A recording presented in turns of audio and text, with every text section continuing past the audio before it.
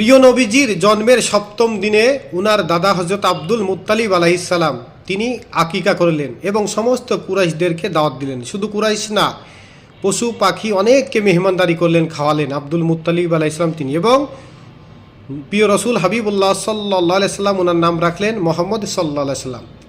তখন কুরাইশরা বললেন, হে আব্দুল মুত্তালিব আলাইহিস সালাম, আপনি এই নাম মোবারক কিভাবে নির্বাচন করলেন, যা ইতিপূর্বে এই নাম মোবারক কারো রাখা হয়নি এবং আপনার বংশেরও তো কারো রাখা হয়নি। তখন আব্দুল মুত্তালিব আলাইহিস সালাম তিনি বললেন কুরাইশদেরকে যে আমি মোহাম্মদ সাল্লাল্লাহু আলাইহি সাল্লাম এজন্য রেখেছি যাতে আল্লাহ পাক ওনার সমস্ত সৃষ্টি জগৎ প্রশংসা করবে। সত্যি ঠিক তাই হলো। যেমন মোহাম্মদ সাল্লাল্লাহু আলাইহি সাল্লাম ওনার নামের অর্থ প্রশংসনীয়, সমস্ত কায়নাত সৃষ্টি জগতের মধ্যে তিনি হচ্ছেন সব থেকে প্রশংসনীয়। সুবহানাল্লাহ।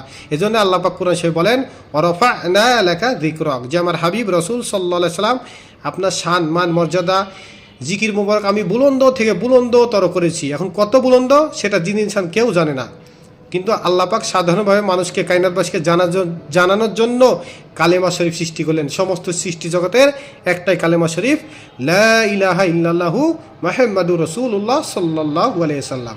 এই কালেমা শরীফে একমাত্র আল্লাহ পাক ওনার হাবিব সাল্লাল্লাহু আলাইহি সাল্লাম ওনার সাথে সংযুক্ত করে দিলেন।